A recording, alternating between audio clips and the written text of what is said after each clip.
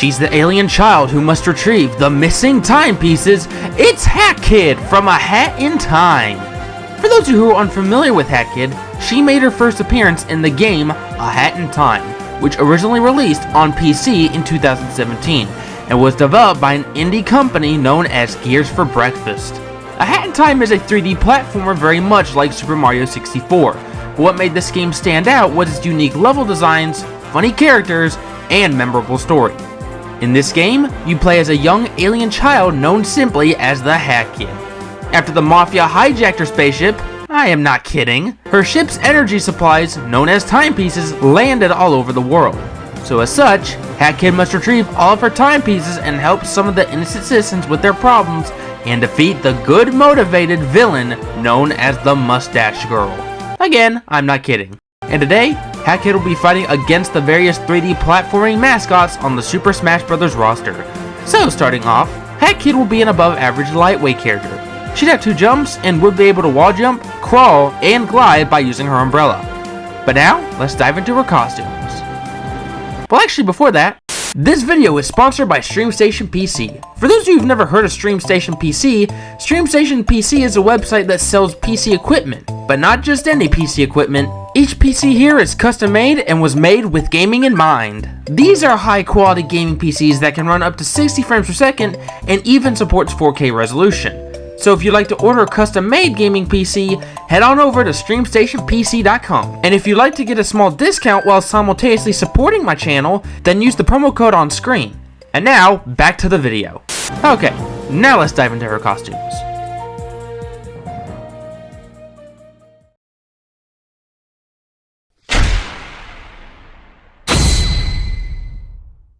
For Hat Kid's default appearance, she'll be in her iconic purple hat and yellow cape.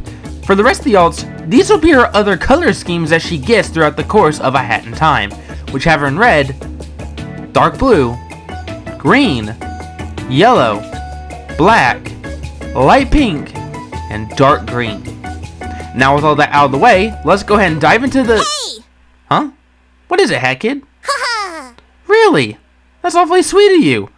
Well folks, looks like Hat Kid wants to invite her best friend on this adventure too. I wonder who it is. Looks like Bo Kid will be joining Hat Kid as her Echo Fighter. Bo Kid is the second playable character in the co-op mode of A Hat in Time, and is also Hat Kid's best friend, so it only made sense for her to join alongside Hat Kid in battle. Now in terms of her differences, they're both mechanically identical to one another with little to no differences, so feel free to use either Hat Kid or Bo Kid if you'd like. Anyways, for Bo Kid's default appearance, she'll be in her iconic green jacket and blue bow. For the first alt, her jacket turns red and her bow turns orange. For the second alt, Bo Kid's bow and jacket turn orange and purple. For the third alt, her bow turns pink while her jacket turns yellow.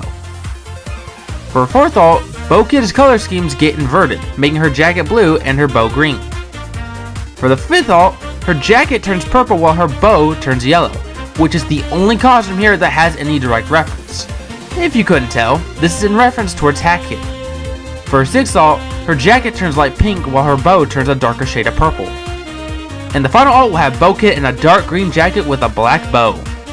Now with all that out of the way, let's go ahead and dive into the moveset.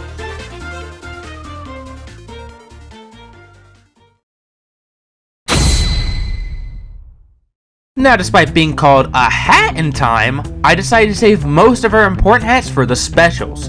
So for the neutral attacks, Hat Kid will be utilizing her most important weapon of choice, her umbrella. Bo Kid will also use her umbrella for most of the neutral attacks. So starting off with the jab, it'll be a 3-hit jab where Hat Kid hits the opponent with her umbrella 3 times. It reaches pretty far compared to most jabs, but it does end with a bit of end lag. This actually is her main way of attacking in A Hat in Time. For the side tilt, Hat Kid will swing her umbrella forwards, just like what Isabelle and Villager do for their side tilt. For the down tilt, Hat Kid will perform a slide on the ground, just like what Olimar does for his down tilt. However, unlike Olimar's, you can press the attack button again and perform another attack where Hat Kid spins a single time and hops back into her feet. It comes out pretty quick and deals some pretty good damage, but it does end with a lot of end lag if you use the second attack. For the up tilt, Hat Kid spins her umbrella a few times, dealing multiple hits of damage until the final hit. Now for the forward smash, this is where Hat Kid will be utilizing one of her most strongest badges in the game, the Projectile Badge. So for a forward smash, Hat Kid equips the Projectile Badge and shoots out a long laser beam forwards. As you might have guessed, this smash attack is incredibly deadly, as there's a very great chance that Hat Kid will get early KOs with this smash attack. Unfortunately, just like how it was in the original game, there's a lot of start lag and even more end lag once the attack ends. Not only that, but since it's called the Projectile Badge, it also does count as a projectile, so be wary of using this move against foes with reflectors. For the down smash, Hat Kid equips the Ice Hat and turns into an ice sculpture. When she does this, she causes a massive shockwave to appear on the ground. This shockwave deals a large amount of damage and knockback compared to most down smash attacks, but it also does have a bit of start and end lag after the move ends. For the up smash, it'll be the Projectile Badge again, but this time she shoots out a long laser beam above herself. Just like the forward smash, this is a high risk, high reward sort of move, as it has incredible launch power, but also has a lot of start and end lag, and does count as a projectile. For the neutral air, Hat Kid spins multiple times and deals multiple hits of damage until the final hit. For the forward air, Hat Kid swings her umbrella from high to low. It's pretty slow compared to most aerial attacks, but it is pretty strong. For the back air, Hat Kid simply swings her umbrella vertically backwards, just like what a few characters do in Smash. For the down air, Hat Kid swings her umbrella downwards. Not only is this move strong, but it also has the ability of spiking foes if they happen to be too close. And finally, for the up air, Hat Kid opens up her umbrella and launches foes high into the air. It's pretty weak compared to normal, but it does have some great launch power. But where Hat Kid and Bo Kid have a fun time, it's with their special attacks.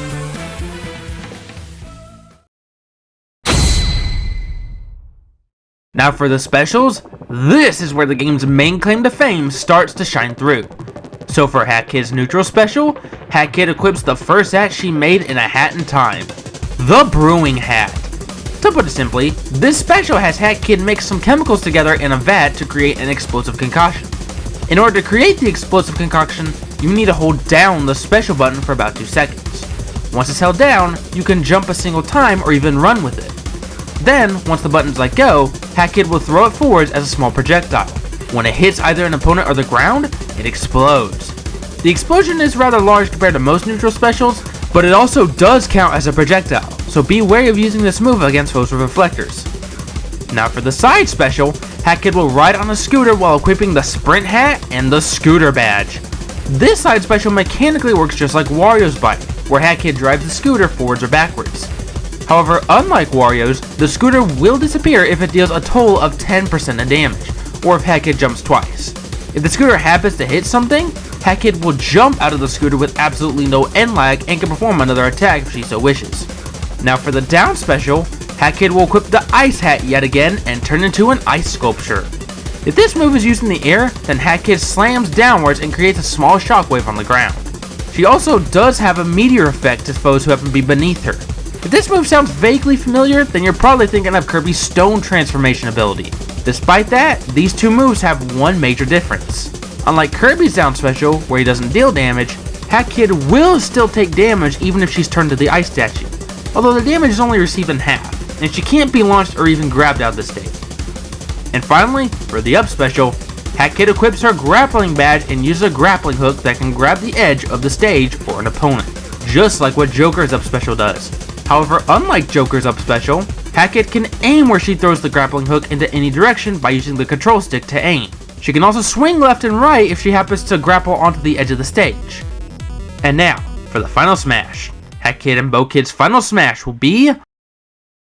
The time has come! This will be a cinematic final smash where the Mustache Girl appears and blasts a huge laser beam forwards. And when hit by this beam will be sent into a cinematic. The cinematic then plays out with the Mustache Girl rapidly attacking the foe by using large laser beams, timepieces, and teleporting from one place to another. Then, after about 5 seconds of this madness, Hat Kid comes in and grabs all of her timepieces and throws them at the Mustache Girl, who just so happened to be right next to the opponent.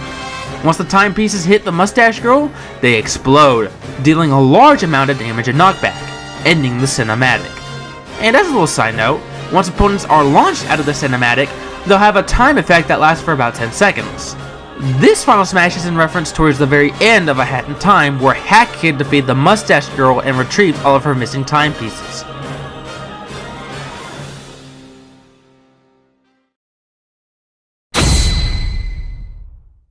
The stage of choice is Mafia Town from A Hat in Time.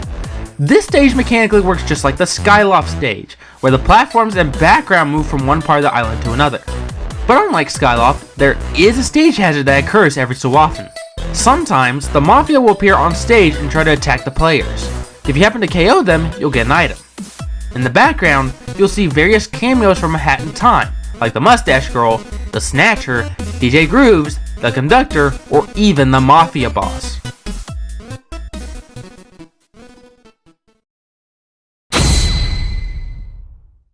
Aside from its gameplay and wacky characters, A Hat in Time's most loved part is the soundtrack, so we're going with as many songs as possible.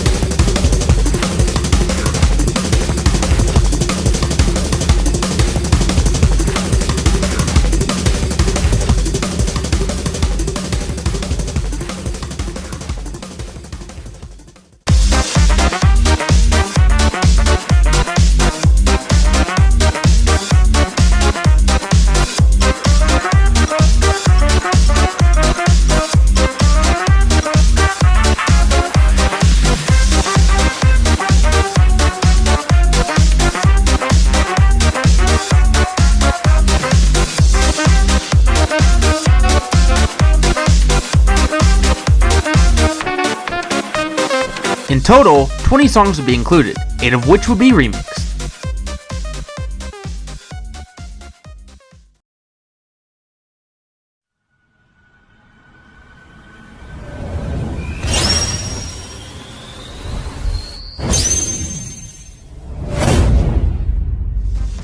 And that would be if Hat Kid and Bow Kid joined Super Smash Bros.